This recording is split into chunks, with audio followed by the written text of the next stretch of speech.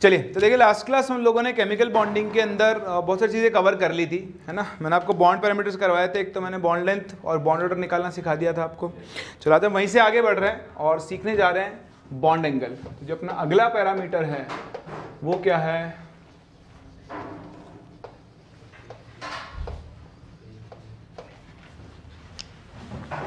ठीक।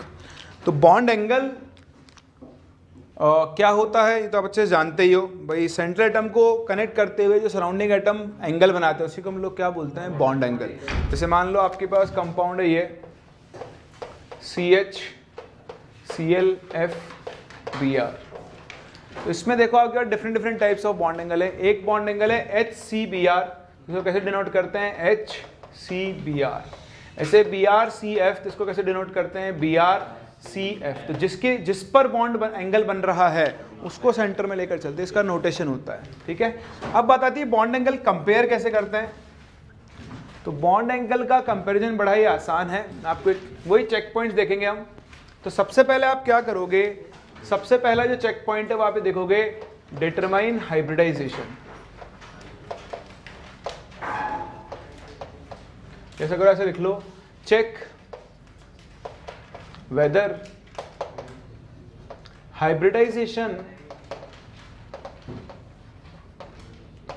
Is same और not. अगर सेम है, नहीं है, डिफरेंट है, तो लॉटरी लग गई। जैसा हाइब्रिडाइजेशन वैसा क्या मिल जाएगा आपको, एंगल। तो सबसे पहले हम चेक करेंगे हाइब्रिडाइजेशन। फिर अगर हाइब्रिडाइजेशन सेम हो जाए, if hybridization is same, if hybridization is same, then check for lone pairs।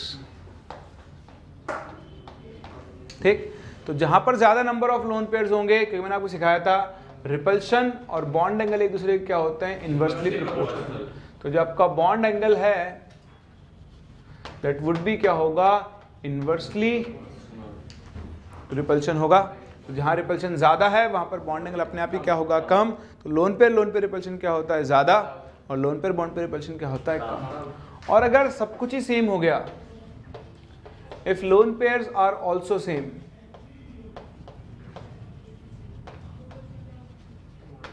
Then apply bent rule. फिर आप बॉन्ड एंगल देखोगे परसेंटेज एस कैरेक्टर से, और बॉन्ड एंगल क्या होता है, परसेंटेज कैरेक्टर डायरेक्टली प्रश्न होता है। जिसमें परसेंटेज कैरेक्टर ज्यादा होंगे उसमें इलेक्ट्रॉन होल्ड करने की पावर क्या होगी, ज्यादा। तो बॉन्ड एंगल भी क्या होगा, उसका बढ़ेगा, क्योंकि रिपल्शन कम होता जाएगा। या पे समझ लो, sp का बॉन्ड एंगल होता है 180, sp2 का होता है 120, sp3 का होता है 109 डिग्री। तो जैसे जैसे परसेंटेज कैरेक्टर कम होता जा रहा है वैसे वैसे बॉन्ड एंगल क्या होता जा रहा है, डिक्रीज। तो ये 3 चेक पॉइंट्स हैं, इसके बेसिस पर आप क्या कर सकते हो, बड़ी आसानी से बॉन्ड एंगल्स कंपेयर कर सकते हो। जरा ध्यान से देखें, लोन पेयर, हाँ लोन पेयर जाएगा उस ऑर्बिटल में जिसमें सबसे ज्यादा परसेंटेज कैरेक्टर होंगे, जिसकी इलेक्ट्रॉनिटी सबसे ज्यादा होगी। तो देखें एक छोटा सा क्वेश्चन करते हैं, compare the bond angle in following. तो गिवन स्पीसीज में आपको क्या करना है, बॉन्ड एंगल कंपेयर करना है। पहला है आपके पास CO3 2 minus CO2 and CH4। Second है आपके पास NH2 minus NH3 and NH4 plus.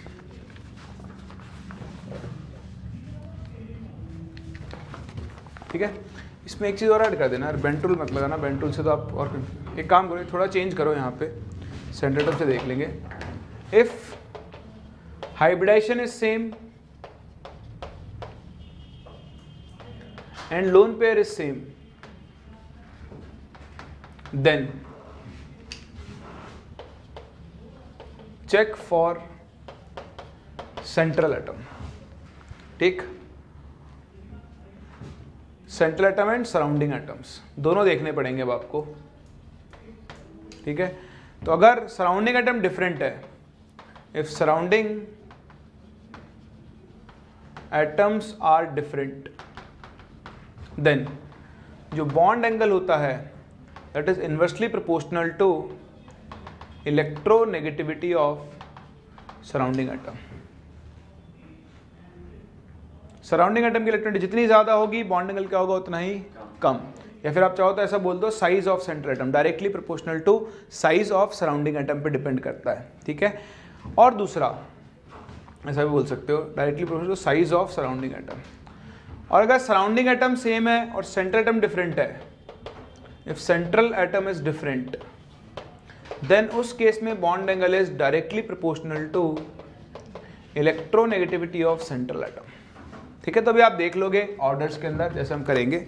देखें और एग्जांपल थर्ड आपके पास है ClO4 माइनस, ClO3 माइनस और ClO2 माइनस। फोर्थ ऑर्डर है आपके पास NO2 minus, NO2 plus and NO3 minus.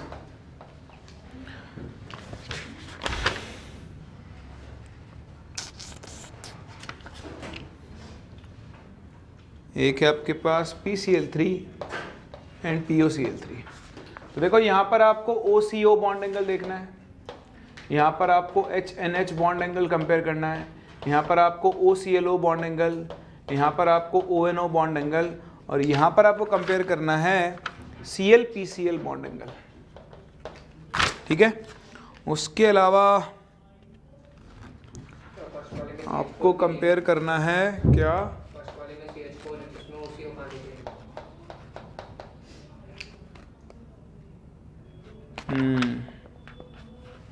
तो इसमें आप वो ले लो XCX कर लो, जनरलाइज कर दो।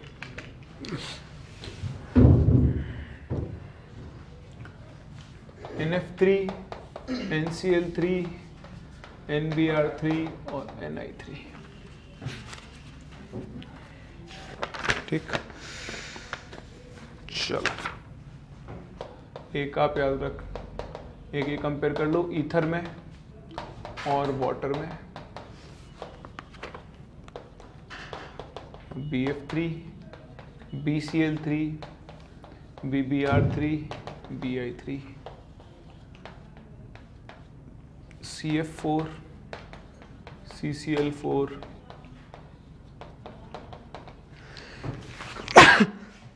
सॉरी। तो देखो आपको बॉन्ड एंगल कंपेयर करने, तो जो मैंने आपको रूल सिखाया बस आपको सिंपल रूल फॉलो करना है। स्टार्ट करें। सबसे पहले चेक करो हाइब्रिडेशन, यहाँ हाइब्रिडेशन निकालो। तो देखो CO3 2 minus, C double bond O minus O minus, 1 2 3 3 sigma यानी sp2, CO2 C double bond O double bond O sp, और ये क्या होगा sp3। हाइब्रिडेशन अलग है तो सोचना नहीं है। सबसे ज़्यादा बॉन्ड एंगल किसका होता है sp 180 डिग्री, तो सबसे ज़्यादा किसका होगा CO2, फिर किसका आएगा CO3 2 माइनस 120 डिग्री, सबसे कम किस में आएगा CH4 में। कर सकते हैं। यहाँ पर आओ NH2 माइनस, तो हाइब्रिडेशन निकालो sp3, यहाँ निकालो sp3 और यहाँ पर निकालो sp3, बोलो होगा। अब बताओ सबसे ज़्यादा बॉन्ड एंगल किस में होगा, तीनों sp3 है, तो देखो हाइब्रिडेशन सेम है। अब आप चेक करो लोन पेयर, NH4 प्लस में एक भी लोन पेयर नहीं होगा, NH3 में एक लोन पेयर और NH2 माइनस में 2 लोन पेयर, तो यहाँ लोन पे रिपल्शन ज़्यादा होगा। रिपल्शन ज़्यादा तो बॉन्ड एंगल क्या हो जाएगा, कम। तो सबसे कम बॉन्ड एंगल किस में होगा, NH2 माइनस, फिर NH3 और सबसे बड़ा कौन होगा, NH4। कर सकते हैं। बताओ तीसरे का आंसर।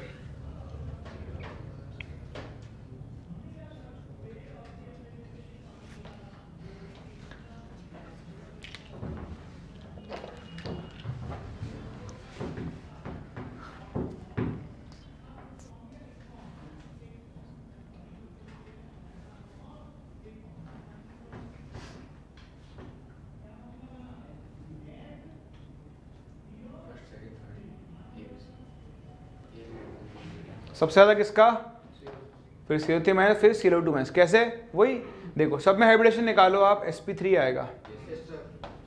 फिर आप चेक करोगे क्या, लोन पेयर। देखो ClO4 माइनस में oxygen oxygen oxygen O minus, साथ के साथ इलेक्ट्रॉन काम में आ गए। डबल बॉन्ड O, एक lone pair O minus, Cl double bond O, lone pair O minus. तो यहाँ सबसे ज़्यादा लोन पेयर है, यहाँ पर बॉन्ड एंगल क्या होगा, सबसे कम होगा। बोलो कर सकते हैं। अगला केस यहाँ बताओ,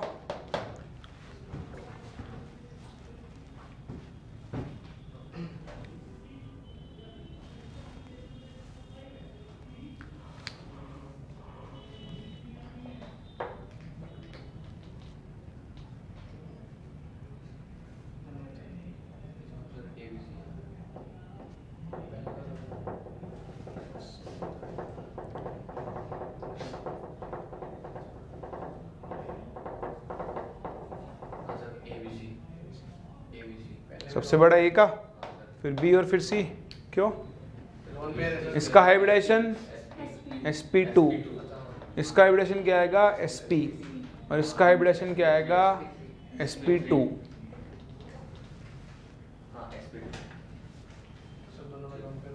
देखो NO2 माइनस में क्या होता है, N डबल बॉन्ड O एक ऑक्सीजन के साथ कोऑर्डिनेट बॉन्ड बनाता है। नाइट्रोजन के पास 5 इलेक्ट्रॉन होते हैं, 5 में से 2 और 2 4 काम में आएगा, एक बचा और माइनस चार्ज की वजह से एक और आएगा। इसका हाइब्रिडेशन बनेगा sp2 with 1 lone pair. NO2 plus में N डबल बॉन्ड हो, सिंगल बॉन्ड हो, और अब एक नाइट्रोजन का इलेक्ट्रॉन गायब हो जाएगा, 1 और 2 सिग्मा, 2 ही बॉन्ड बना रहा है। इसका हाइब्रिडेशन क्या होगा sp। और NO3 माइनस में फिर से क्या आएगा sp2, ये होता है NO3 minus double bond O, coordinate bond O और एक सिंगल बॉन्ड O, तो फिर से क्या आ जाएगा sp2। तो आपको दिख रहा है 2 का हाइब्रिडेशन सेम है लेकिन एक का हाइब्रिडेशन क्या है, डिफरेंट। तो सबसे बड़ा बॉन्ड एंगल किसका होगा, NO2 प्लस। दिख रहा है आपको, sp हाइब्रिडेशन है। अब इन दोनों में हाइब्रिडेशन सेम है, देखो इसके पास लोन पेयर है और इसके पास लोन पेयर नहीं है, तो अगला नंबर किसका आएगा, NO3 माइनस, और सबसे कम बॉन्ड एंगल किसका होगा, NO2 माइनस का। बोलो कर सकते हैं। Next PCl3 POCl3। तो PCl3 में अगर आप देखें तो फास्फोरस के पास एक लोन पेयर होगा, क्लोरीन क्लोरीन क्लोरीन। यहाँ पे आप देखें P double bond O, Cl Cl Cl। तो देखो ये लोन पेयर, यहाँ पर lone pair bond pair repulsion होगा, यहाँ पर मल्टीपल बॉन्ड रिपल्शन होगा, बॉन्ड पेयर रिपल्शन। बताओ कौन सा रिपल्शन डोमिनेट करेगा, तो लोन पेयर डोमिनेट करेगा, तो इसका बॉन्ड एंगल कम होगा और इसका बॉन्ड एंगल ज्यादा होगा। सही है। ऐसे भी देख सकते हो, बेंट रूल भी लगा सकते हो आप यहाँ पर। बताओ ये लोन पेयर है, इसमें क्या होंगे, मोस्ट परसेंटेजेस कैरेक्टर, तो इन बॉन्ड्स में क्या होंगे, लो परसेंटेजेस कैरेक्टर। यहाँ तो मल्टीपल बॉन्ड है तो यहाँ पर परसेंटेज रिलेटिवली क्या होंगे, ज्यादा, और जितने ज्यादा परसेंटेज कैरेक्टर बॉन्ड एंगल क्या होगा, उतना ही ज्यादा। बोलो समझ पा रहे हैं।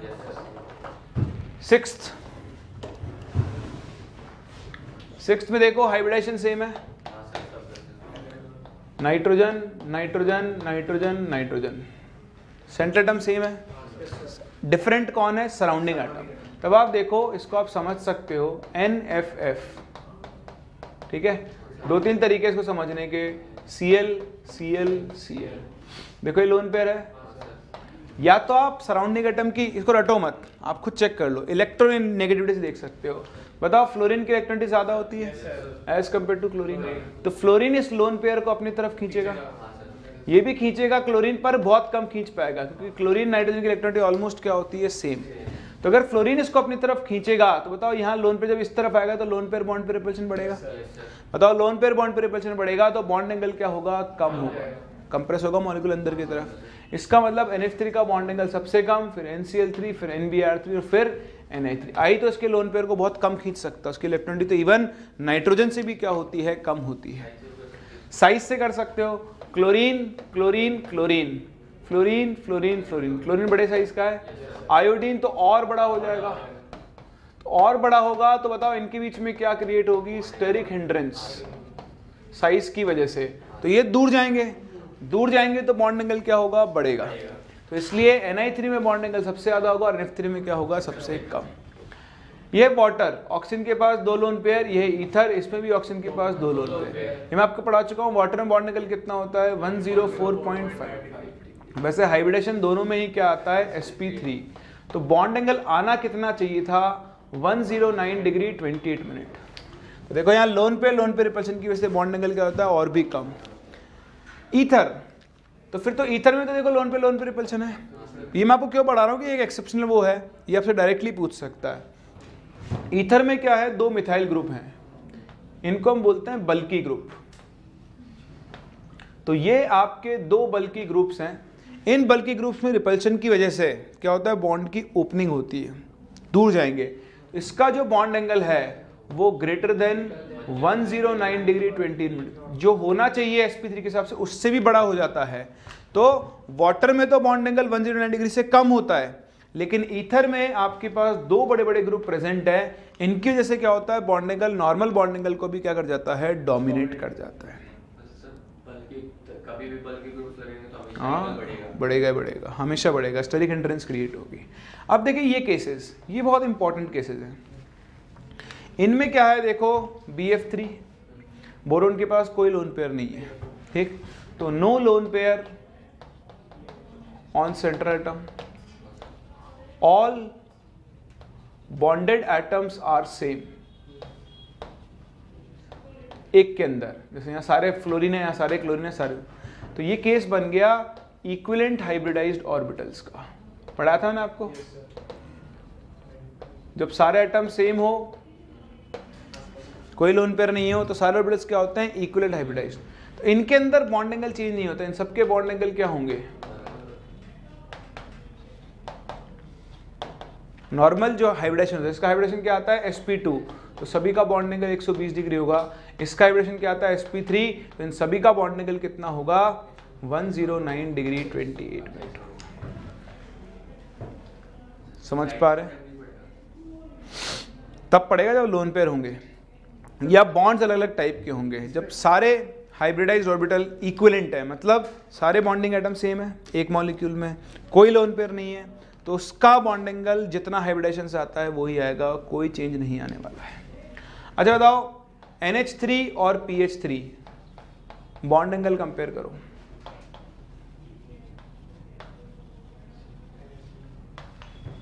किसका बॉन्ड एंगल ज्यादा होगा, क्यों,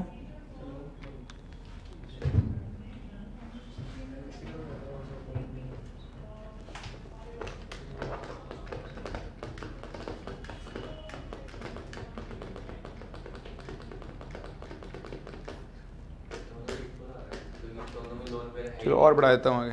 NH3 PH3 ASH3 SbH3 bond angle बताओ। ऐसे ही H2O H2S H2T H2SE CH4 SiH4 GH4 SnH4।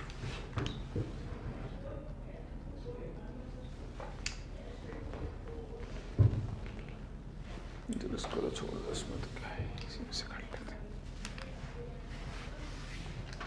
चलिए भूल गए आप लोग, यहाँ पर सबसे ज्यादा बॉन्ड एंगल होगा NH3H2O का, क्योंकि इन सब में क्या लगता है, ड्रैगोज रूल।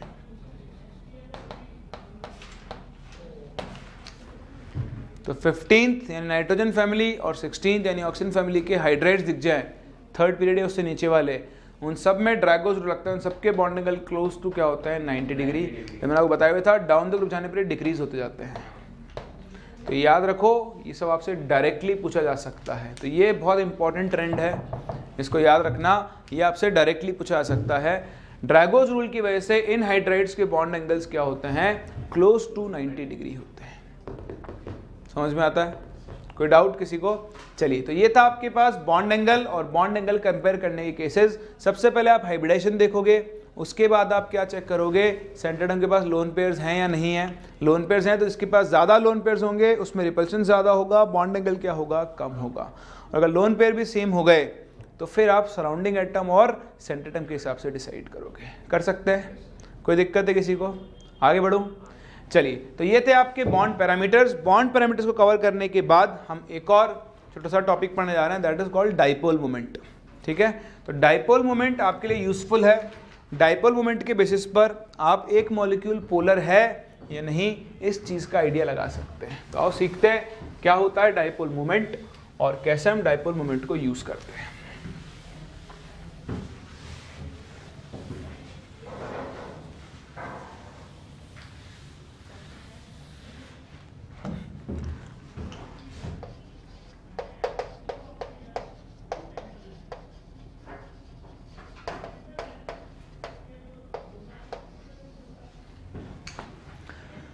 देखो डाइपोल मोमेंट क्या होता है, अगर आपने दो इक्वल एंड अपोजिट चार्जेस को एक फिक्स डिस्टेंस पर रख दिया, शॉर्ट डिस्टेंस पर, तो इस अरेंजमेंट को हम लोग क्या बोलते हैं, डाइपोल। अगर इसके चार्ज का मैग्नीट्यूड और डिस्टेंस के बीच के डिस्टेंस को मल्टीप्लाई कर दें, तो वो जो टर्म बनता है उसी को हम लोग क्या बोलते हैं, उसका डाइपोल मोमेंट बोलते हैं। तो इस डाइपोल का हमने मोमेंट ले लिया और इसी का नाम रख दिया डाइपोल मोमेंट। जैसे कि आप सभी जानते हैं ये एक वेक्टर क्वांटिटी होती है। कैसी क्वांटिटी होती है, vector. And contradictory to physics, फिजिक्स में आप डाइपोल की डायरेक्शन लेते हो माइनस से प्लस की तरफ, केमिस्ट्री में हम लोग कहाँ लेकर चलते हैं, प्लस से माइनस। डाइपोल को हम यहाँ पर रिप्रेजेंट करते हैं by this arrow which is pointing. देखो इसकी पूंछ पे प्लस बन गया ना, तो ये दिखाई इसी को रहा है कि प्लस से किसकी तरफ बनाते हैं, इसको हम माइनस की तरफ बनाते हैं। पहली चीज वेक्टर क्वांटिटी, इसलिए एडिशन लॉ को फॉलो करेगी, वेक्टर एडिशन को। अगर दो एंगल्स पे वेक्टर है तो उन पे आप वेक्टर एडिशन लॉ लगाओगे और उसका क्या निकाला करोगे, रिजल्टेंट निकाला करोगे। डाइपोल मोमेंट का फायदा क्या है, अच्छा इसकी यूनिट चार्ज डिस्टेंस, तो इसकी ऐसे यूनिट होती है कूलम्ब्स इनटू मीटर, क्या होती है, और इसकी एक यूनिट होती है डिबाई, क्या होती है, डिबाई, कैपिटल डी डिनोट करता है। तो जो 1 डिबाई होता है वो होता है 3.33 इंटू 10⁻³ कूलम्ब्स इनटू मीटर। एक कन्वर्जन आप थोड़ा सा ध्यान रख लेना, 1 डिबाई कितना होता है, 3.33 इंटू 10⁻³ कूलम्ब्स इनटू मीटर।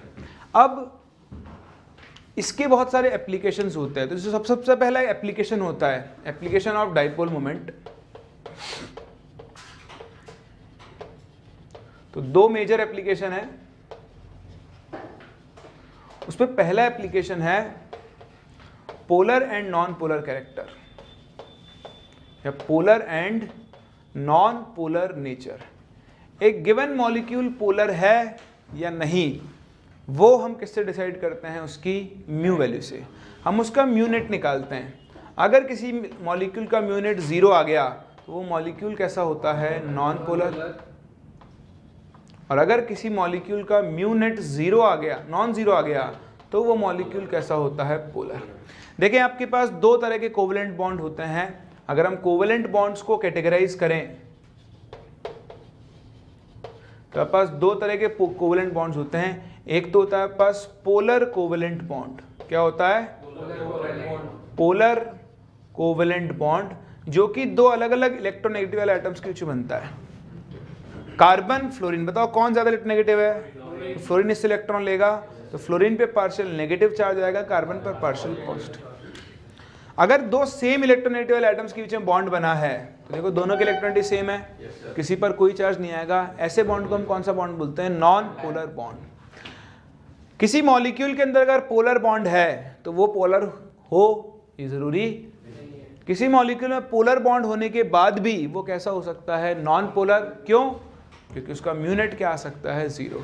तो पोलर बॉन्ड होना पोलर होने की कंडीशन नहीं है। पोलर होने की कंडीशन क्या है, उसका म्यू कैसा आना चाहिए, नॉन 0। तो अगर म्यू नेट नॉन 0 आया तो आपका मॉलिक्यूल पोलर होगा, म्यू नेट 0 आ गया तो मॉलिक्यूल कैसा होगा, नॉन पोलर होगा। बोलो बात समझ में आती है। तो आओ इसके बेसिस पर हम पोलर और नॉन पोलर नेचर निकालना सीखते हैं। जैसे मैंने आपसे कहा कि मेरे पास है CCl4, तो पहले आपको बताता हूँ कैसे निकालते हैं हम लोग। तो देखो, if in a molecule all the bonds are of same type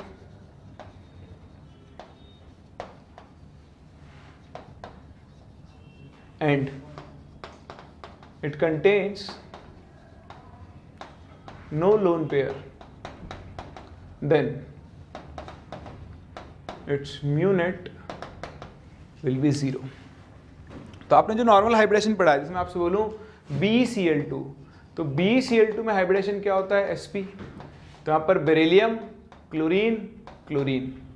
देखो ये पार्शियल पॉजिटिव, ये इलेक्ट्रोनेगेटिव है, पार्शियल नेगेटिव। इस डायपोल डायरेक्शन इधर, इस डायपोल डायरेक्शन इधर, दोनों जीरो कैंसिल करेंगे, बताओ म्यूनेट कैसा हो जाएगा 0, यानी कंपाउंड कैसा होगा नॉन पोलर। तो सारे बॉन्ड सेम टाइप के हैं, सेंटर एटम के पास लोन पेयर नहीं है, तो ये पक्का है कि उसका म्यूनेट कितना आने वाला है 0।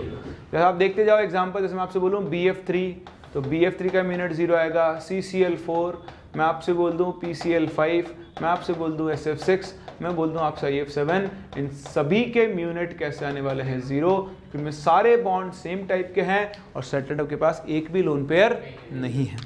लेकिन अगर आपका मॉलिक्यूल में centre atom, if bonds are different and the central atom contains lone pair, then mu net may or may not be 0। तो अगर सेंटर एटम के पास लोन पेयर है और बॉन्ड्स अलग अलग टाइप के हैं तो म्यूनेट 0 हो भी सकता है और नहीं भी हो सकता, वो डिपेंड करेगा। तो किस चीज़ के ऊपर डिपेंड करेगा? उसकी ज्योमेट्री के ऊपर। सिंपल, जैसे मैं आपको एग्जांपल दूं NH3, तो आप NH3 में देखो NHH आ गया, यहाँ नाइट्रोजन के पास एक लोन पेयर है। अच्छा, लोन पेयर को डाइपोल मोमेंट में कंसिडर करना है या फिर नहीं करना है, डिपेंड करता है। ये भी बहुत इंपॉर्टेंट चीज़ है कि आप यहाँ पे लिख देना लोन पेयर मोमेंट, कि लोन पेयर को हम कब डाइपोल में कंसिडर, मतलब मोमेंट में कंसिडर करेंगे, कब नहीं करेंगे। तो आपको मैंने सिखाया था कि, सिखाया क्या बता रहा था मैंने आपको, हाइब्रिडाइज्ड ऑर्बिटल की शेप सिखाई थी, कैसी होती है। हाँ सर के आगे नहीं बोला आपने कुछ। देखो, अगर lone pair, if lone pair is present in pure atomic orbitals, कौन से orbitals? Pure atomic orbitals, then its mu is 0। तो उसका म्यू हम कंसिडर नहीं करते हैं। क्यों? जैसे मान लो लोन पेयर p ऑर्बिटल में है, तो p ऑर्बिटल में आप सिखाया था एक का नेगेटिव एक का पॉजिटिव होता है, तो साइन नहीं होते हैं, है ना। तो आधे इलेक्ट्रॉन क्लाउड इधर है, आधे इलेक्ट्रॉन क्लाउड उधर है, तो ये न्यूक्लियस है, इस वाले डायरेक्शन इधर, इस वाले डायरेक्शन इधर, बताओ म्यूनेट कितना आ जाएगा 0। मान लो आप पर d ऑर्बिटल है, तो d की शेप ऐसी होती है सिमेट्रिकल, तो इसका डाइपोल इधर, इस वाले का इधर, इस वाले का इधर, इस वाले का इधर, सब एक दूसरे को क्या कर देंगे? कैंसिल। तो क्योंकि प्योर ऑर्बिटल सिमेट्रिकल होते हैं, तो उस केस में उनका म्यूनेट कैसा आएगा? 0। लेकिन अगर आपका lone pair, if lone pair is present in hybridized orbital, then its lone pair moment is considered। तो फिर हम इसका लोन पेयर मोमेंट कंसिडर करते हैं, क्योंकि देखो हाइब्रिडाइज्ड ऑर्बिटल की शेप मैंने आपको ऐसी बताई थी, ये कैसा होता है? अनसिमेट्रिकल। कैसा होता है? अनसिमेट्रिकल। तो इसके अनसिमेट्रिकल नेचर की वजह से इसकी डायरेक्शन इधर, इसकी डायरेक्शन इधर, देखो दोनों अलग अलग हैं, बताओ कुछ ना कुछ इसका म्यूनेट जरूर आएगा। तो जब तक आपका लोन पेयर हाइब्रिडाइज्ड ऑर्बिटल में प्रेजेंट है, आपको उस लोन पेयर का मोमेंट भी कंसिडर करना होगा। समझ पा रहे हैं? अब देखिए NH3 है, बताओ नाइट्रोजन हाइड्रोजन कौन ज्यादा इलेक्ट्रोनेगेटिव? तो नाइट्रोजन के ऊपर क्या आएगा? पार्शियल नेगेटिव चार्ज, इस पर पार्शियल पॉजिटिव, इस पर पार्शियल पॉजिटिव, इस पर। इसकी डायरेक्शन इधर, इसकी डायरेक्शन इधर, इसकी डायरेक्शन इधर, और लोन पेयर की डायरेक्शन इधर। बताओ सभी एक डायरेक्शन में आ रहे हैं, बताओ इसका म्यूनेट कैसा होगा? नॉन जीरो, मतलब ये कंपाउंड कैसा होगा? पोलर। समझ पा रहे हैं? इसमें आपसे बात करूं H2O, H2O में कितने लोन पेयर होते हैं? 2। और आप देख सकते हो हाइब्रिडाइजेशन होता है sp3, तो आपका lone pair sp3 hybridised orbital में प्रेजेंट है। तो देखो इसकी डायरेक्शन इधर, इसकी डायरेक्शन इधर, इसकी इधर, इसकी इधर, नेट आएगा, तो ये भी कैसा होगा? पोलर। म्यूनेट कैसा आएगा? Non zero. इसका मतलब मॉलिक्यूल में अगर लोन पेयर आ गया तो उसका म्यूनेट कैसा आएगा? Non zero. ये कहना गलत है। लोन पेयर होने के बाद भी म्यूनेट कैसा आ सकता है? 0 आ सकता है। फॉर एग्जाम्पल हम ले लेते हैं एक एग्जाम्पल ऑफ XeF2। XeF2 में जिनॉन के पास 3 लोन पेयर है, हाइब्रिडेशन निकालो। अरे दिख रहा है ना, 1 2 3 और 2 बॉन्ड, ये 5। हाइब्रिडेशन क्या आएगा इसका, sp3d। बताओ sp3d में ज्योमेट्री क्या होती है, ट्राइगोनल बाइपिरामिडल। तो देखो लोन पेयर कहां पर आएगा, मिनिमम रिपल्शन पोजीशन पे, एक फ्लोरीन ऊपर और एक फ्लोरीन नीचे। तो अब आप देखें ध्यान से, यहां पर 3 लोन पेयर के मोमेंट्स हैं, यानी 3 वेक्टर्स हैं जो एक दूसरे से 120 डिग्री एंगल पर हैं। बताओ 3 वेक्टर जब एक दूसरे से 120 डिग्री एंगल पर होते हैं तो उनका रिजल्टेंट कितना आता है, 0। कितना आता है, 0। तो इनका इस वाले तीनों का तो म्यूनिट 0 आ गया। इधर फ्लोरीन, ये वाला डाइपोल मोमेंट इधर, फ्लोरीन ज्यादा इलेक्ट्रोनेगेटिव है, ये वाला इधर, ये दोनों भी कैंसिल कर देंगे, तो इसका पूरे का ही म्यूनिट कितना आ गया, 0। तो लोन पेयर होने का मतलब ये नहीं है कि मॉलिक्यूल हमेशा पोलर ही आएगा। लोन पेयर होने के बाद भी आपका मॉलिक्यूल नेचर में कैसा हो सकता है, नॉन पोलर हो सकता है। बोलो बात समझ में आ रही है, किसी को डाउट है इसके अंदर? तो इस तरह से आप किसी भी मॉलिक्यूल के अंदर क्या कर सकते हो, डाइपोल मोमेंट कैलकुलेट कर सकते हो और उसे कंपेयर भी कर सकते हो। इसे एक और केस में आपको करवाऊं, बताओ NH3, क्वेश्चन सिंपल सा मेरा, which is more polar, NH3 और NF3, इन दोनों में से कौन ज्यादा पोलर है ये आपको बताना है। चलिए कॉपी कर लो और ये सॉल्व करो। चलिए, तो दिख रहा है आपको यहाँ पे कौन ज्यादा पोलर होगा, NH3 will be more polar than NF3। Reason क्या है, ज्योमेट्री बनाओ, हाइड्रोजन हाइड्रोजन हाइड्रोजन, यहाँ पर कौन आएगा, फ्लोरीन फ्लोरीन एंड फ्लोरीन। तो देखो लोन पेयर, यहाँ पर भी लोन पेयर होगा। अब देखो ये नाइट्रोजन हाइड्रोजन, इसका डाइपोलाइजेशन इधर, इसकी इधर, इसकी इधर और इसकी भी इधर, सबकी एक साइड में। लेकिन यहाँ देखो डाइपोल की डायरेक्शन इधर जाएगी, सॉरी लोन पेयर की, तो लेकिन ये सारे इधर आएंगे, एक दूसरे को कैंसिल करेंगे, तो ऑब्वियसली इसका म्यूनिट कम आएगा और इसका म्यूनिट क्या आएगा, ज्यादा आएगा। वो तो कर सकते हैं कंपेयर। अच्छा बताओ,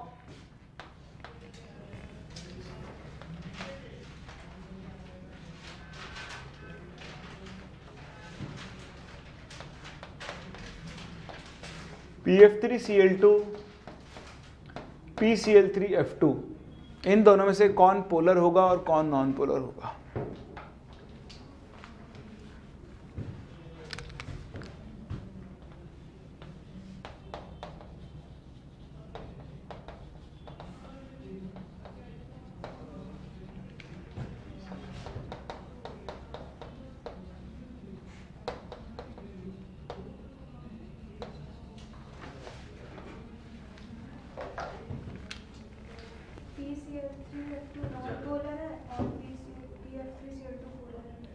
PF3Cl2 पोलर और PCl3F2 कैसे? इसकी स्ट्रक्चर बनाओ, इसकी स्ट्रक्चर क्या बनेगी, फॉस्फोरस, तो सिखा था आपको बेंट रूल। तो ये वाले जो ऑर्बिटल है इनके अंदर परसेंटेज कैरेक्टर क्या होता है, ज्यादा, तो जो कम इलेक्ट्रोनेगेटिव वाला है वो यहाँ पर आएगा। तो पहले तो 2 Cl बिठा दो, अब 3 फ्लोरीन है इधर, ठीक। तो देखो फॉस्फोरस क्लोरीन, मैं कलर कोड अलग यूज कर रहा हूँ, इसकी डायरेक्शन इधर, इसकी डायरेक्शन इधर। PF बॉन्ड का ब्लू से दिखा रहा हूँ, इसकी डायरेक्शन इधर, इन दोनों की इधर। तो ये दोनों तो एक दूसरे को कैंसिल कर देंगे। अब देखो इन दोनों का एक रिजल्टेंट आएगा, और ये दोनों सेम, इसलिए इसका म्यूनेट कैसा आ जाएगा, नॉन जीरो। सेम होते तो 0 हो जाता। इसकी स्ट्रक्चर बनाओ, फॉस्फोरस, तो 3 क्लोरीन तो कहाँ पर आएंगे, इक्वेटोरियल पोजीशन पे, और 2 फ्लोरीन कहाँ पर आएंगे, एक्सियल पोजीशन पे। तो देखें इसकी डायरेक्शन इधर, इसकी इधर, इसकी इधर, 3 सेम वेक्टर 0 आ गए 120 पर। इधर ये और ये कैंसिल कर देंगे, इसका म्यूनिट कैसा आ जाएगा, 0। बोलो कर सकते हैं। तो कुछ भी याद करने का नहीं है, नॉर्मल वेक्टर लॉ है, डायरेक्शन निकालो, वेक्टर एडिशन करो और आप अपना आंसर निकाल सकते हो। देखें दूसरा इसका जो यूज होता है वो होता है identification of cis trans isomer. तो जब आप सिस ट्रांस आइसोमर देखते हो तो उनमें से एक पोलर होता है और एक कैसा होता है आपका, नॉन पोलर। फॉर एग्जांपल मैं आपसे कहूँ C double bond C, hydrogen Cl, Cl या F ले लेते हैं, चलो F और हाइड्रोजन। ऐसे ही C double bond C, H H F, अरे मैं C बोल रहा हूँ, सीरी नहीं बोल रहा हूँ, F। ठीक है, अब आप देखो इसकी डायरेक्शन इधर, इसकी डायरेक्शन इधर, इसकी डायरेक्शन इधर, इसकी डायरेक्शन इधर, ये स्कोड आ रहा है, ये स्कोड आ रहा है, बताओ म्यू नेट कैसा आ जाएगा? सही है, इसकी डायरेक्शन इधर, इसकी डायरेक्शन इधर, इसकी डायरेक्शन इधर, इसकी डायरेक्शन इधर, देखो ये दोनों एक डायरेक्शन में जा रहे हैं, ये दोनों एक डायरेक्शन में जा रहे हैं, कुछ ना कुछ नेट आएगा, तो इसका म्यू नेट कैसा होगा? Non zero. इसका मतलब जो ट्रांस वाला आइसोमर होगा वो तो कैसा होगा आपका? नॉन पोलर, और जो सिस वाला आइसोमर होगा वो कैसा होगा? पोलर। ठीक है, लेकिन इनमें केसेस हैं, ये तब है व्हेन बोथ द ग्रुप्स, नहीं हाँ, सेम और आर इलेक्ट्रॉन विथड्रॉइंग।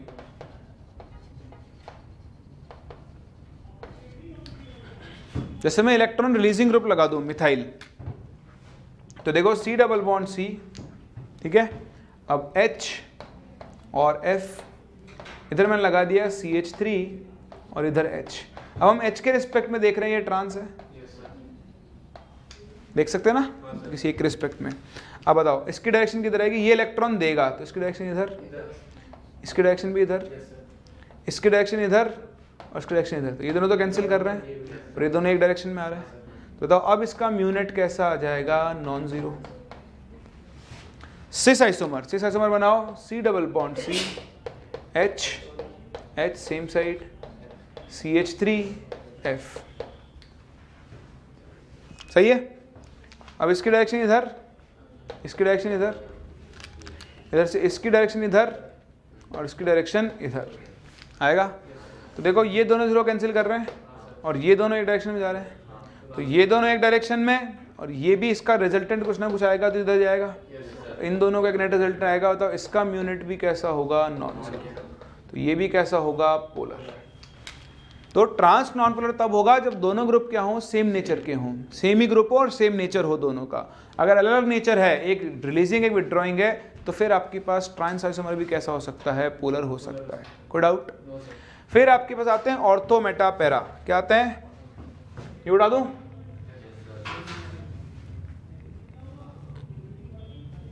इससे तो ये तो हो गया होगा ना,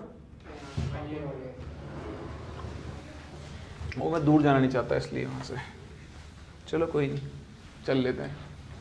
अब आप देखो कई बार आपके पास ऑर्थो मेटा पैरा आइसोमर्स होते हैं, जैसे मैं आपको बताऊं डाइक्लोरोबेंजीन, ऑर्थोक्लोरोबेंजीन, या ये आपके पास आ गया मेटा आइसोमर और ये क्या आ गया इसका? Para isomer. ठीक है, अब आप देखें इनका अगर हम डाइपोल मोमेंट कंपेयर करें तो carbon carbon, carbon chlorine, chlorine ज्यादा इलेक्ट्रोनेगेटिव, तो इधर इसकी डायरेक्शन इधर, देखो पर दो वेक्टर बनेंगे जिनके बीच में एंगल कितने का है? 60 डिग्री का है। यहाँ कार्बन क्लोरीन, यहाँ कार्बन क्लोरीन, दो वेक्टर के बीच में एंगल कितना है? 120। यहाँ कार्बन क्लोरीन, यहाँ कार्बन क्लोरीन, तो इसका म्यू नेट तो कितना आ गया? तो ये तो कैसा हो गया? Non polar. सही है, पता है सबसे ज्यादा डाइपोल मोमेंट किसका आएगा? तो दो वेक्टर के बीच में एक्यूट एंगल है तो इसका रिजल्टेंट सबसे ज्यादा होगा। यहाँ ऑब्ट्यूज एंगल है तो कम हो जाएगा। तो सबसे ज्यादा कौन सा डेरिवेटिव का होगा? ऑर्थो, फिर किसका होगा? मेटा, और फिर किसका होगा? पैरा। लेकिन ये तब है when both the groups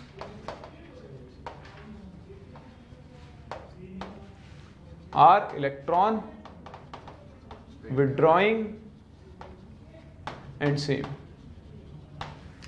same group है और इलेक्ट्रॉन विथड्रॉइंग है। अगर अब इनमें से एक इलेक्ट्रॉन विथड्रॉइंग और एक इलेक्ट्रॉन क्या हो जाए? रिलीजिंग हो जाए, when one group is electron withdrawing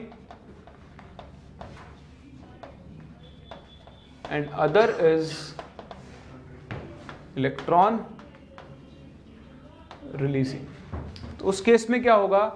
देखो फिर से ऑक्सीजन, मान लो एक क्लोरीन है और एक मिथाइल है, फिर देखें, सॉरी ऑक्सीजन बोल देना इसको, ये मिथाइल है और लास्ट ग्रुप में क्या होगा, ये क्लोरीन होगा और ये मिथाइल होगा, है। चलिए अब बताओ, इसकी डायरेक्शन इधर और इसकी डायरेक्शन इधर, तो अब दो वेक्टर होगा, इनके बीच में एंगल कितना है 120 डिग्री। इसकी डायरेक्शन इधर और इसकी डायरेक्शन इधर, दो वेक्टर में एंगल कितना है 60 डिग्री। इसकी डायरेक्शन इधर और इसकी भी इधर, दोनों सेम डायरेक्शन में जा रहे हैं। तो इस बार सबसे ज्यादा डायपोल मोमेंट किसका होगा? पहली बात तो सभी का म्यू नेट कैसा है?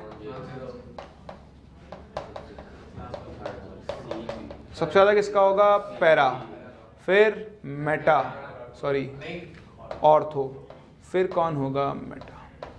सॉरी गलत कर दिया ना, सही तो है। सबसे ज्यादा पैरा, फिर कौन होगा? मेटा, और सबसे कम किसका होगा? ऑर्थो। सही है। तो डिपेंडिंग ऑन आपके पास जो दो ग्रुप है वो सेम नेचर के हैं या अलग अलग नेचर के हैं, आप इनकी म्यू को कंपेयर कर सकते हो। जब दोनों सेम नेचर के होंगे तो ऑर्डर बनेगा ऑर्थो मेटा पैरा, और जब अपोजिट नेचर के होंगे तो क्या बनेगा? Para Meta ortho, OMP and PMO कर सकते हैं। फिर इसमें एक और बड़ा इंपॉर्टेंट केस आएगा जिसे मैं आपसे पूछूं, उसमें आप गलती कर सकते हैं, इसलिए इसको ध्यान रखें। जैसे मैं आपसे पूछूं कि मेरे पास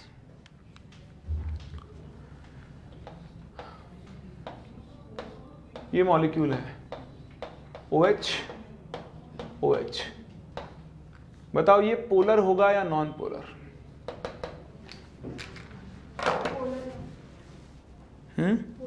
पोलर क्यों?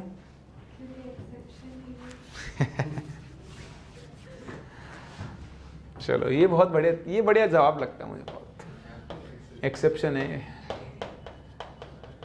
तो फिर ये बताओ, अब ये तो एक्सेप्शन नहीं पढ़ा होगा आपने।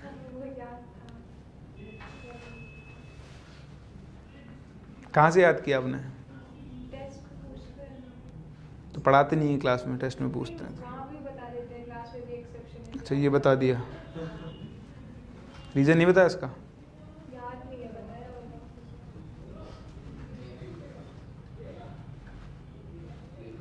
नहीं।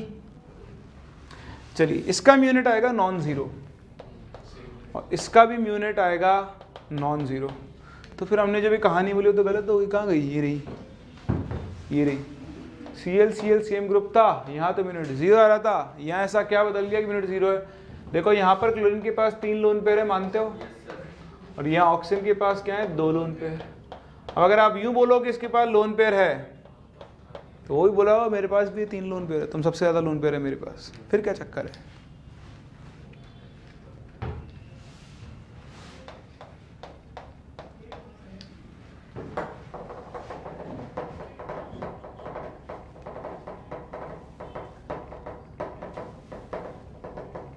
एक्चुअली क्या है ना, यहाँ पर क्लोरीन के जो लोन पेयर है वो हाइब्रिडाइज्ड ऑर्बिटल्स में नहीं है। मतलब यहाँ कार्बन का हाइब्रिडेशन है, क्लोरीन का आप बोल सकते हो हाइब्रिडेशन sp3 है, ठीक है, बट एक्चुअली नहीं हो कि ये यहाँ पर जो लोन पेयर है वो प्योर ऑर्बिटल में प्रेजेंट है। किसके अंदर प्रेजेंट है? यहाँ पर हुआ क्या होगा, ये जो कार्बन है वो आपका sp2 हाइब्रिडाइज्ड होता है। तो इस sp2 हाइब्रिडाइज्ड कार्बन के जो 3 ऑर्बिटल हैं उनमें से ये तो कार्बन के साथ बॉन्ड बनाने के काम में आ गए। इसमें एक एनपीटल इलेक्ट्रॉन था। क्लोरीन का इलेक्ट्रॉनिक कॉन्फिगरेशन क्या होता है? 3s2 3p5, तो 1 2 3 4 5 6। अब क्लोरीन का ये एक एनपीटल इलेक्ट्रॉन इसके एक ऑर्बिटल के साथ क्या कर लेगा? ओवरलैप करके एक बॉन्ड बना लेगा। तो यहाँ क्लोरीन का कोई हाइब्रिडेशन नहीं हुआ। हाइब्रिडेशन किसका हुआ है? कार्बन का। लेकिन ये जो OH ग्रुप है इसमें ये ऑक्सीजन क्या है? आपका sp3 हाइब्रिडाइज्ड है, क्योंकि ऑक्सीजन एक साथ कार्बन हाइड्रोजन के साथ जब बॉन्ड बनाएगा और अगर उसने अपने प्योर ऑर्बिटल यूज किए हैं तो बॉन्ड लेंथ और बॉन्ड एंगल्स क्या आएंगे? अलग अलग आएंगे।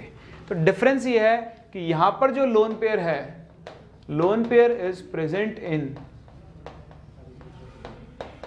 हाइब्रिडाइज्ड ऑर्बिटल, और बताओ यहां पर लोन पेयर किसमें प्रेजेंट है? प्योर ऑर्बिटल है। तो अब अगर हाइब्रिडाइज्ड ऑर्बिटल में है तो बताओ आपको लोन पेयर का मोमेंट कंसीडर करना पड़ेगा। अभी थोड़ी देर मैंने बताया था आपको प्योर ऑर्बिटल का तो नेट मोमेंट क्या होता है? 0, लेकिन हाइब्रिडाइज्ड में चूहा बनता है, यस सर। तो इसका कुछ ना कुछ डाइपोल मोमेंट होगा। तो अब आपको यहाँ पर इन दोनों के लोन पेयर का भी मोमेंट कंसिडर करना पड़ेगा, और उसकी वजह से इनका म्यू नेट कैसा होगा, 0। सो दोनों ही केसेस में, यहाँ पर भी देखें नाइट्रोजन sp3 हाइब्रिडाइज्ड है, so due to consideration of lone pair moment, mu net कैसा होगा, नॉन जीरो होगा। तो इस तरह से आप म्यू कंपेयर करके आइसोमर्स का आइडिया लगा सकते हो। अगर सेम टाइप के ग्रुप्स हैं तो ऑर्थो मेटा पैरा में से ऑर्थो का क्या होता है, म्यू सबसे ज़्यादा, फिर मेटा और फिर पैरा। लेकिन अगर ऐसे केसेस आ जाए तो आप इनमें गलती मत करना, इन केसेस में पैरा आइसोमर का म्यू 0 नहीं होता है। क्यों? क्योंकि यहाँ पर लोन पेयर किस में प्रेजेंट होता है, हाइब्रिडाइज्ड ऑर्बिटल्स के अंदर प्रेजेंट होता है।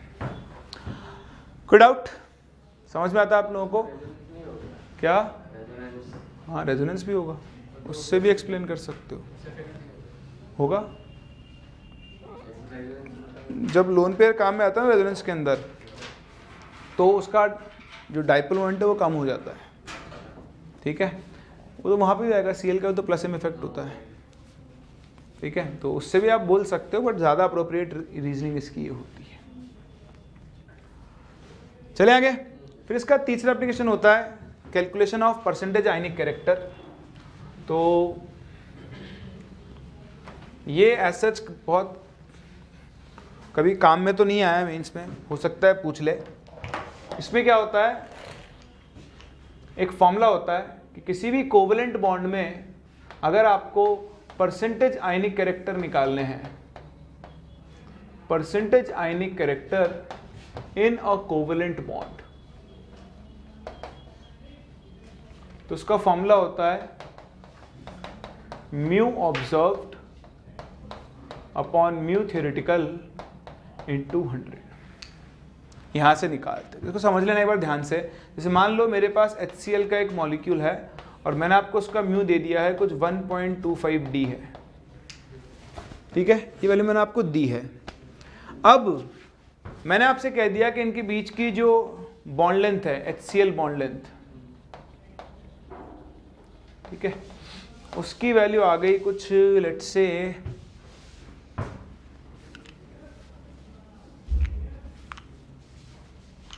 मैं कुछ वैल्यू दे रहा हूं ऐसे ही 200 एंगस्ट्रॉम, ठीक है। आपको इस बॉन्ड में परसेंटेज आयनिक कैरेक्टर निकालना है। तो देखो ये जो वैल्यू दी हुई है ना, वैल्यूज डिफर कर सकती है, मैंने ऐसे ही दी है, उल्टा भी आ सकता है, बट आप कंसेप्ट समझें। तो ये जो दिया हुआ होता है ना क्वेश्चन में, तो हो गया म्यू ऑब्जर्व्ड। अब आप म्यू थ्योरेटिकल कैसे निकालोगे? तो भाई जब H और Cl होंगे, बताओ क्लोरीन ज्यादा नेगेटिव है, इस पे क्या आएगा, partial negative charge. Partial negative तो हम बोलते हैं एक्चुअली, थ्योरेटिकली अगर माने तो पूरा -1 चार्ज इस पे आएगा और +1 इस पे आएगा। थ्योरेटिकल का मतलब ही यही है कि पूरा हमने इसको, जब इसमें 100% आयनिक कैरेक्टर होते हैं, इसलिए डिवाइड करें ना इस वैल्यू से, इस कंडीशन में मान लिया हमने कि 100% आयनिक कैरेक्टर थे, तो इस पे +1 और इस पे -1, तो जब म्यू थ्योरेटिकल निकालोगे चार्ज +1 -1 मान के चलोगे। अब बताओ म्यू थ्योरेटिकल का फॉर्मूला क्या बन जाएगा, Q × D। तो चार्ज कितना हो गया, 1 इलेक्ट्रॉन के बराबर, इंटू D, डिस्टेंस कितनी है 200 एंगस्ट्रॉम, इंटू 10⁻⁻10 मीटर। 16 × 2 कितना होता है, 32, ये हो गया 320। सो 320 इंटू 10⁻⁻29 या फिर -28 कूलॉम सेंटीमीटर लिख लूँ। और डिबाई, बताओ डिबाई किसके इक्वल होता है, 3.33 इंटू 10⁻30 कूलॉम सेंटीमीटर। सही है। अब ये रहा म्यू ऑब्जर्व्ड और ये रहा म्यू थ्योरेटिकल, डिवाइड कर दो। So mu observed is 1.25 into 3.33 into 10⁻30 divide by mu theoretical कितना हो गया, 32 इंटू 10⁻28 इंटू 100। तो देखो 128 से ही कैंसिल, इसको डिवाइड कर लो, आपको अपना आंसर मिल जाएगा। समझ सकते हैं? तो ये कभी नहीं पूछा गया और ये स्ट्रेट फॉरवर्ड पूछा जा सकता है, इसमें से इतना ध्यान रखना, क्वेश्चन में जो दिया होगा वो म्यू ऑब्जर्व्ड होगा और थ्योरेटिकल आप यहाँ से खुद से कैलकुलेट करोगे चार्जेस को +1 और -1 कंसीडर करके। सही है, आगे बढ़े, चलिए कॉपी कर लो इसे। यहाँ पे अपना डाइपोल मोमेंट खत्म होता है। अब चलते हैं हम दो स्पेशल टाइप्स ऑफ बॉन्डिंग की तरफ, जिनको हम बोलते हैं बैक बॉन्डिंग और ब्रिज बॉन्डिंग। ठीक ठीक है, तो वो क्या होते हैं, क्या उनके यूजेस हैं, क्या चीज़ें आप उनसे एक्सप्लेन कर सकते हो, वो आपके लिए सीखना जरूर था। आप इसे कॉपी करो, फिर आगे बढ़ना है।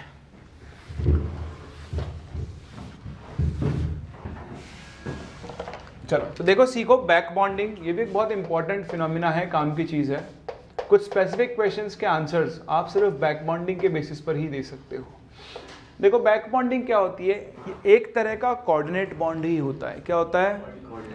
इसमें क्या होता है, दो एटम्स होते हैं, एक A और एक B, ठीक। तो इनमें क्या होता है, एक एटम के पास तो एक वेकेंट ऑर्बिटल होता है, एक के पास क्या होता है, एक भरा हुआ ऑर्बिटल होता है, ठीक।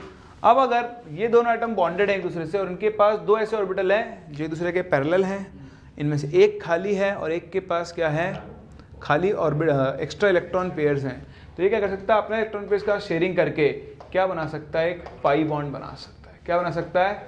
इसी पाई बॉन्ड को हम क्या बोलते हैं, बैक बॉन्ड,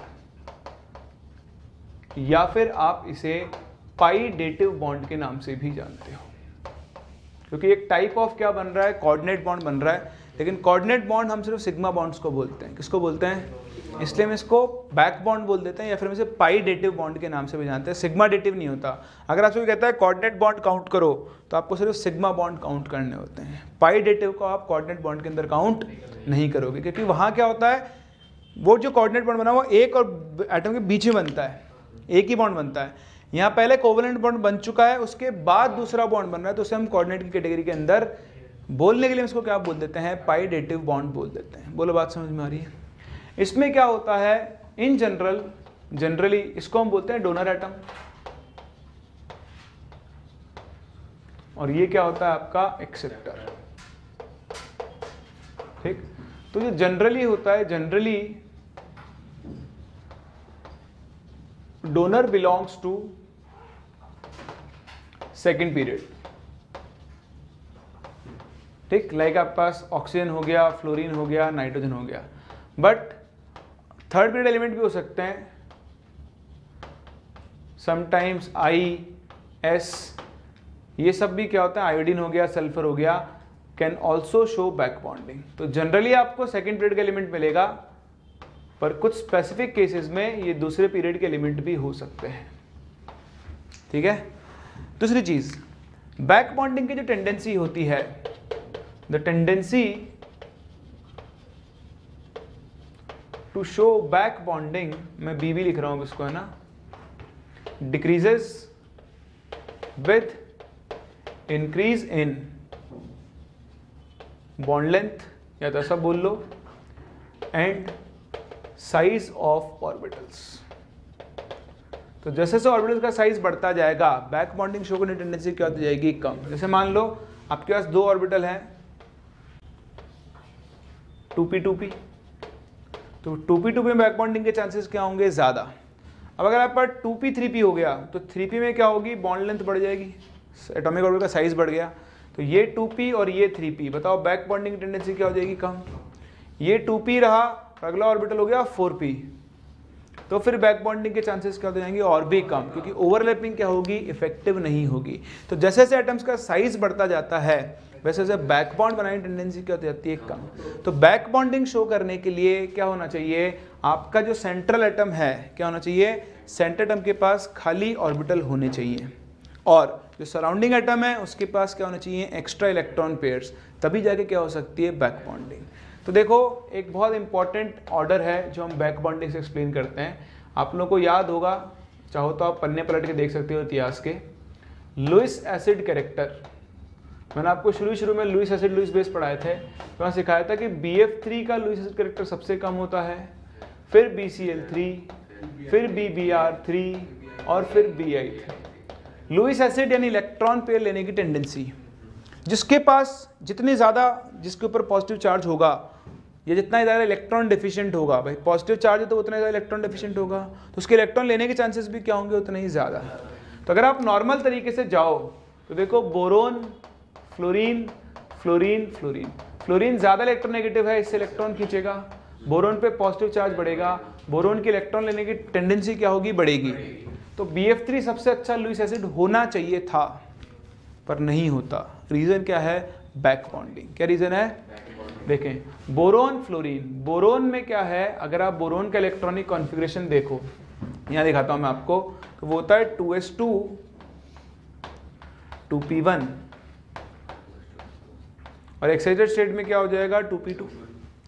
अब देखो बोरोन में क्या होगा, ये sp2 हाइब्रिडेशन होगा, तो sp2 हाइब्रिडेशन से बोरोन के पास 3 sp2 हाइब्रिडाइज्ड ऑर्बिटल्स होंगे जिनमें एक एक अनपेड इलेक्ट्रॉन है। उससे क्या करेगा, 3 फ्लोरीन एटम के साथ 3 सिग्मा बॉन्ड बना लेगा। लेकिन अभी बोरोन के पास एक खाली p ऑर्बिटल बच गया है, वेकेंट 2p ऑर्बिटल है। अगर मैं फ्लोरीन की बात करूं तो फ्लोरीन का इलेक्ट्रॉनिक कॉन्फ़िगरेशन होता है 2s2 2p5, सो 1 2 3 4 5। फ्लोरीन के पास एक अनपेड इलेक्ट्रॉन है, तो एक अनपेड इलेक्ट्रॉन तो आ गया बॉन्ड बनाने का काम। अब फ्लोरीन के पास p ऑर्बिटल बचे हैं 2 जिनमें एक इलेक्ट्रॉन पेयर है। देखो कंडीशन फुलफिल हो रही है। Yes, sir. एक ऑर्बिटल खाली, एक भरा हुआ, दोनों के एक्सिस एक दूसरे के पैरेलल है। बताओ इन दोनों के बीच में क्या होगी, बैक बॉन्डिंग, और क्या बन जाएगा, पाई बॉन्ड। ऐसा ही एक ऑर्बिटल फ्लोरीन के पास, इसके पास भी है, तो फिर इससे टूटेगा और इससे बन जाएगा। फिर इसके पास भी है, इन दोनों से टूटेगा और इससे बनता जाएगा। यानी ये बैक बॉन्ड उछलता रहेगा, एक बार इसके बीच में, एक बार उसके बीच में, एक बार उसके बीच में, फिर इधर फिर इधर फिर इधर। तो इस तरह से इन तीनों के बीच में क्या बनता है, बैक बॉन्ड बनता है। अब ये बैक बॉन्ड बनने से क्या हुआ, ये बोरोन जिसके पास खाली ऑर्बिटल था उसमें फ्लोरीन ने अपने इलेक्ट्रॉन प्रोवाइड करवा दिए। बताओ इससे बोरोन की इलेक्ट्रॉन डेफिशिएंसी बढ़ेगी या कम होगी? इलेक्ट्रॉन डेफिशिएंसी बढ़ेगी या कम होगी? कम होगी ना। इलेक्ट्रॉन चाहिए थे, फ्लोरीन दे रहा है, तो बताओ बाहर इलेक्ट्रॉन लेने जाएगा क्या? नहीं जाएगा ना, तो उसकी इलेक्ट्रॉन लेने की टेंडेंसी सबसे क्या हो जाएगी, कम। तो इस बैक बॉन्डिंग की वजह से BF3 का लुईस एज कैरेक्टर क्या होता है, सबसे ज्यादा डिक्रीज। अब जैसा मैंने आपको सिखाया, जैसे जैसे साइज बढ़ता जाएगा बैक बॉन्डिंग की टेंडेंसी क्या होती जाएगी, कम। तो यहां पर lowest extent of back bonding होगा,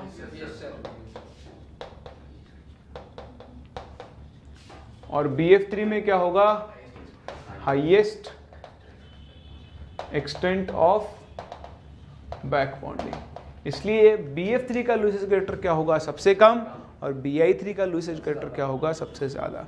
तो कभी भी आपको ऐसा केस लगे जहां पर एक सेंटर एटम के पास वेकेंट ऑर्बिटल है और सराउंडिंग के पास लोन पेयर है, तो उस केस में आपको हमेशा क्या कंसिडर करनी चाहिए, बैक बॉन्डिंग। इसका एक और बहुत ही अच्छा एप्लीकेशन है, मैं यहाँ थोड़ी लैंग्वेज लिख रहा हूँ, है ना। Due to back bonding fluorine donates its electrons to boron and thus, अगर कोई रिवाइज करो तो याद रहे, its electron deficiency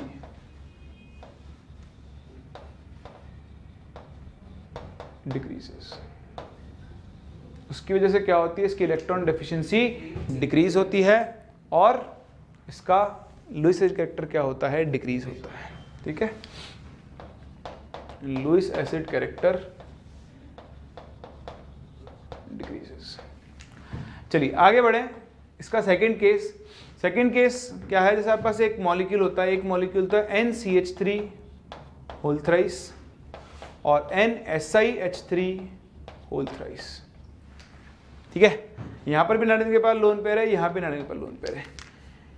कभी कभी क्या होता है, हाइब्रिडेशन चेंज होता है बैक बॉन्डिंग से।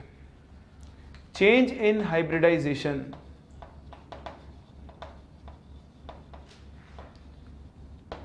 Due to back bonding.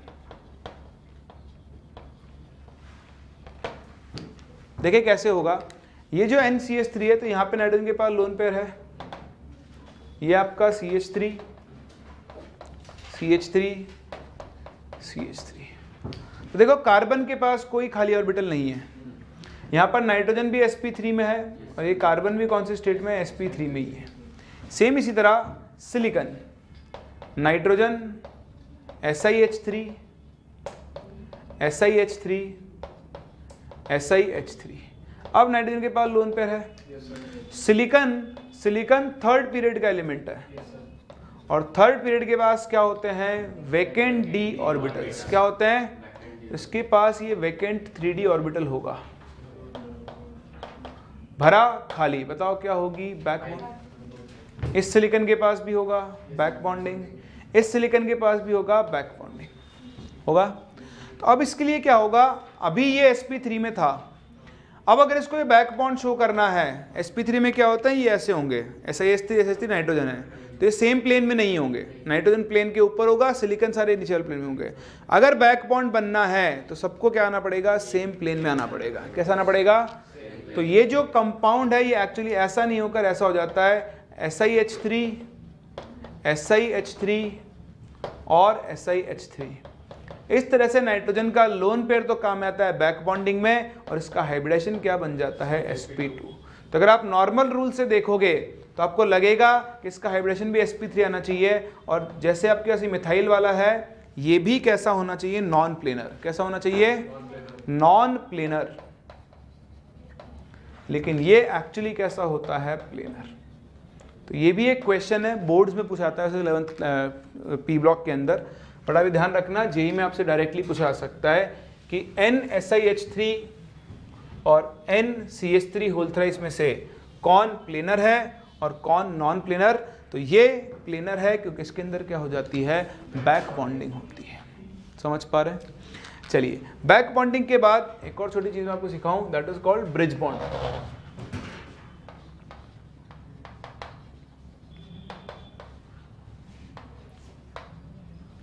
तो ब्रिज बॉन्डिंग सबसे बढ़िया एक्सप्लेन की जाती है सबसे पहले B2H6 में।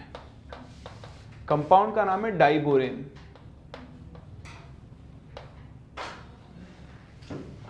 ठीक है, तो डाइबोरेन में क्या होता है, देखें डाइबोरेन एक्चुअली बोरेन का ही डाइमर फॉर्म है, BH3 plus BH3।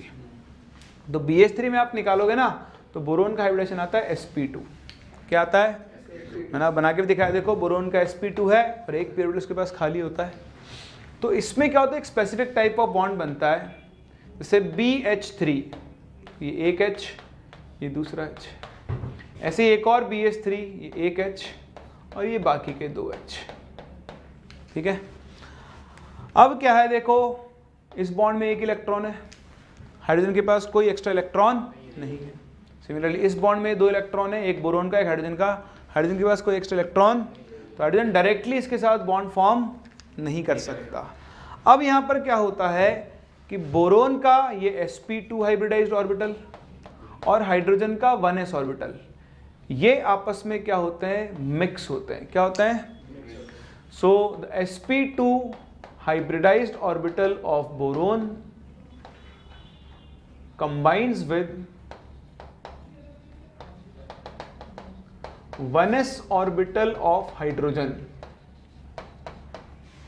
to form a delocalized orbital। ठीक है, अब क्या होगा, ये मिक्स होगा और एक ऐसा डीलोकलाइज का मतलब क्या है, एक बार ये इसके साथ बॉन्ड बनाएगा और अगले इंस्टेंट पर क्या करेगा, इस हाइड्रोजन के साथ बॉन्ड बनाएगा। इलेक्ट्रॉन तो दो ही है, तो एक बार इधर बॉन्ड बनाएगा, ये वाला ब्रेक कर देगा। ऐसे ही ये वाला एक बार इधर बॉन्ड बनाएगा और एक बार इधर बॉन्ड बनाएगा। तो इस तरह से एक डीलोकलाइज्ड ऑर्बिटल बनता है जो कि दोनों हाइड्रोजन एटम के बीच में क्या करता है, फ्लक्चुएट करता है। किसी एक इंस्टेंट पर आपको ये दोनों बॉन्ड दिखाई देंगे, अगले इंस्टेंट पर आपको ये दोनों बॉन्ड दिखाई देंगे। तो इस तरह से ये ऑर्बिटल इधर घूमता रहता है, ये ऑर्बिटल इधर घूमता रहता है। तो आप समझे से मैं यहाँ खड़ा हूँ, मैं इधर हूँ, फिर इधर हूँ, मैं इधर हूँ, मैं इधर हूँ, बताओ मैं किधर हूँ? मैं दोनों तरफ हूँ। जब आप बोलोगे मैं इधर हूँ तब तक मैं इधर आ चुका हूँ, जब आप बोलोगे मैं इधर हूँ तो मैं इधर आ चुका हूँ। This is called fluctuation. आपने एक इंस्टेंट पहले देखा माइक्रोस्कोप में तो आपको ये दोनों बॉन्ड दिखे, अगले इंस्टेंट पर आपको ये दोनों बॉन्ड दिखे, फिर अगले इंस्टेंट पर ये दोनों, फिर ये दोनों।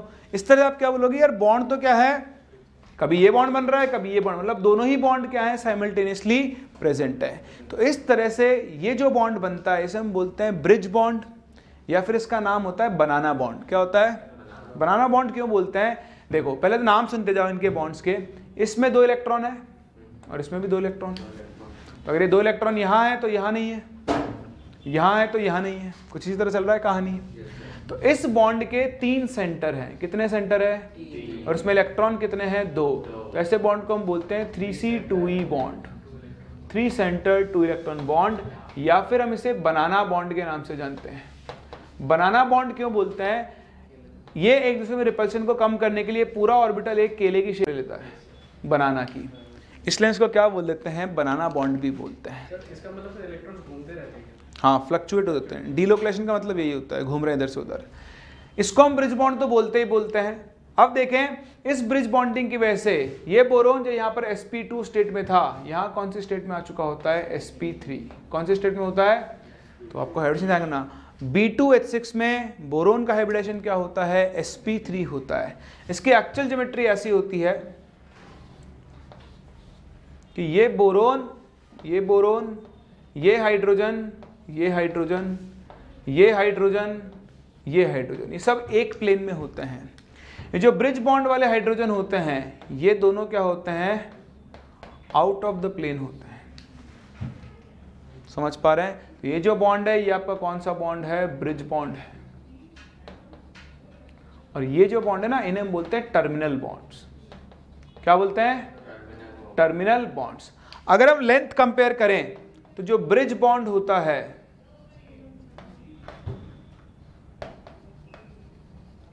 उसकी लेंथ क्या होती है? टर्मिनल बॉन्ड से ज्यादा होती है, बॉन्ड लेंथ अगर कंपेयर करें। सही है? और अगर हम इनकी बॉन्ड स्ट्रेंथ कंपेयर करें तो बताओ बॉन्ड स्ट्रेंथ का ऑर्डर क्या होगा? तो इसमें आप नॉर्मल रूल लगाओगे तो बोलोगे कि जो बॉन्ड लंबा है उसकी स्ट्रेंथ क्या हो जाएगी? कम। लेकिन यहां ऐसा नहीं होता है, ध्यान रखना। Bridge bond is more stronger than terminal bond. ऐसा क्यों? बहुत आसान है। देखो, टर्मिनल बॉन्ड में कितने इलेक्ट्रॉन्स हैं? 2। तो हम बोल सकते हैं 2 electrons under the attraction of 2 atoms या 2 न्यूक्लियाई। 2 न्यूक्लियस के अट्रैक्शन में। बताओ यहां कितने इलेक्ट्रॉन्स हैं? 2। लेकिन वो कितने के अट्रैक्शन में है? तो ब्रिज बॉन्ड में क्या है? 2 electrons under the attraction of 3 nuclei. That means more attraction, और more attraction means more stronger bond. तो ये ध्यान रखना, ब्रिज बॉन्ड लेंथ में भी बड़ा होता है, लेकिन साथ साथ क्या होता है? स्ट्रेंथ में भी ज्यादा, क्योंकि ब्रिज बॉन्ड के अंदर जो इलेक्ट्रॉन क्लाउड है वो 3 न्यूक्लियस के फोर्स के अंदर काम कर रहा है, और टर्मिनल बॉन्ड में सिर्फ किसके में काम कर रहा है? 2 के अंदर काम कर रहा है। कोई डाउट? चलिए और देखें, ये कॉपी हो गया आप लोगों का? सबका हो गया? देखें, इसी में और भी मिलते हैं आपको केसेस। जैसे मैं आपसे बात करूं BeCl2 की, किसकी बात करें? BeCl2 या BH2 ले लो। BH2, BH2 में बेरिलियम होता है आपका sp हाइब्रिडाइज स्टेट में, लीनियर ज्योमेट्री होती है। तो ये 2 फॉर्म में एग्जिस्ट करता है। एक तो डाइमर की फॉर्म में एग्जिस्ट करता है। तो इसका डाइमर बनेगा तो कुछ ऐसा बनता है B H H H H H और H। तो ये फिर से आपके पास कौन सा बॉन्ड बनता है? 3C2E bond. यहां पर बेरिलियम sp2 स्टेट में आ जाता है, और ये पूरा का पूरा मॉलिक्यूल कैसा है? प्लेनर। क्योंकि sp2 में ना, तो sp2 में तो प्लेनर ही आता है। तो जहां ये नॉन प्लेनर था B2H6, ये कैसा है? प्लेनर। अच्छा, B2H6 में कभी कभी ना number of atoms in a plane पूछ सकता है, मैक्सिमम और मिनिमम। तो देखो मैक्सिमम तो कितने होंगे? 1 2 3 4 5 6, एक ही प्लेन में है। मिनिमम पूछेगा तो इस वाले प्लेन में ले लेना, 1 2 3 4। समझ पा रहे? यहां पर तो सारे एक ही प्लेन में है। फिर ये ध्यान रखना, in solid state BH2 exist as dimer. तो ये एक डाइमर की फॉर्म में एग्जिस्ट करता है। उसमें क्या होता है? इस तरह की बॉन्डिंग में आ जाएगा, मतलब beryllium hydrogen hydrogen hydrogen beryllium hydrogen beryllium, फिर हाइड्रोजन फिर हाइड्रोजन फिर बेरिलियम फिर हाइड्रोजन, इस तरह चलती रहेगी कहानी। तो इस में ये पॉलीमेरिक फॉर्म में है। कौन सी फॉर्म में है? Polymeric form. और यहां पर बेरिलियम कौन सी स्टेट में है, sp3। लेकिन यहां पर भी सारे बॉन्ड कैसे हैं, 3 सेंटर 2 इलेक्ट्रॉन, यहां भी कैसा है 3 सेंटर 2 इलेक्ट्रॉन। वहीं अगर मैं आपसे बोलूं BCl2 या फिर AlCl3, तो देखो BCl2 में तो फिर से वही हाइब्रिडाइजेशन है sp, इसके वैलेंशियल में 4 इलेक्ट्रॉन है इसकी की तरह, तो इलेक्ट्रॉन डेफिशिएंट है। तो जितनी भी इलेक्ट्रॉन डेफिशिएंट स्पीसीज होती हैं वो कोशिश करती है कि वो डाइमर की फॉर्म में एग्जिस्ट करें ताकि उसकी इलेक्ट्रॉन डेफिशिएंसी थोड़ी कम हो जाती है। तो अगर मैं BCl2 का डाइमर बनाऊं तो ये क्लोरीन, ये क्लोरीन, ये बेरिलियम, ये बेरिलियम, एक क्लोरीन इधर, एक क्लोरीन इधर। अब क्या है, क्लोरीन के पास तो एक्स्ट्रा इलेक्ट्रॉन होते हैं, तो 2 इलेक्ट्रॉन तो इस बॉन्ड में, और ये वो बनाएगा कोऑर्डिनेट बॉन्ड। ऐसे ही एक बॉन्ड इससे बना रखा है, इससे क्या बना लेगा, कोऑर्डिनेट बॉन्ड। तो यहां पर इस तरह का बॉन्ड नहीं बनता। यहां पर क्लोरीन के पास एक्स्ट्रा इलेक्ट्रॉन है, तो 2 ये वाला बॉन्ड तो नॉर्मल एक बेरिलियम और एक क्लोरीन के इलेक्ट्रॉन से बनेगा। ये वाला जो होगा वो क्या बनेगा, इसके कोऑर्डिनेट बॉन्ड से बनेगा। तो यहां पर भी 2 इलेक्ट्रॉन है, यहां पर भी 2, तो इस बॉन्ड में कितने इलेक्ट्रॉन है, 4, और सेंटर कितने हैं, 3, तो इसे हम बोलते हैं 3C4E बॉन्ड। जैसे AlCl3 के वैलेंस शेल में 6 इलेक्ट्रॉन है, तो अगर ये डाइमर बना ले तो उसके 8 हो जाएंगे इलेक्ट्रॉन। तो AlCl3 में भी डाइमर बनता है, chlorine chlorine aluminium, chlorine chlorine chlorine chlorine, तो ये बॉन्ड नॉर्मल, ये बॉन्ड नॉर्मल। अब ये इससे कोऑर्डिनेट बॉन्ड बनाएगा और ये इससे कोऑर्डिनेट बॉन्ड। देखो यहाँ एल्यूमिनियम कौन से स्टेट में आ चुका है, sp3, यहाँ भी कौन सा आ चुका है, sp3 आ गया। बताओ ये बॉन्ड फिर से कौन सा है, 3C4E बॉन्ड। तो ये होती है आपकी ब्रिज बॉन्डिंग। मैं आपको क्यों बताया कि आपको पता होना चाहिए कि 3C2E बॉन्ड क्या होता है और 3C4E बॉन्ड क्या होता है। तो जब किसी इलेक्ट्रॉन डेफिशिएंट स्पीसीज के पास हाइड्रोजन होगा तब तो वो कौन सा बॉन्ड बनाएगा, 3C2E, और कोई इलेक्ट्रॉन रिच होगा लाइक क्लोरीन, ऑक्सीजन, इस तरह के, तब वो कौन सा बॉन्ड बनाएगा, 3C4E। तो इसमें सबसे इंपॉर्टेंट ये है, ये डिटेल आप याद रखें, ये फिर भी ऐसा इंपॉर्टेंट नहीं है, इसमें आपको सिर्फ 3C2E और 3C4E देखना आना चाहिए। बट इसके से डेटा आपसे डायरेक्टली पूछा सकता है, दोनों में से कौन सा बॉन्ड लंबा होता है, ब्रिज, कौन सा बॉन्ड स्ट्रांग होता है, ब्रिज बॉन्ड स्ट्रांग होता है, कर सकते हैं। चलिए इसे आप कॉपी कर लें, फिर हम 5 मिनट गैप रखते हैं और उसके बाद स्टार्ट करते हैं विद मॉलिक्यूलर ऑर्बिटल थ्योरी, है ना। चलो।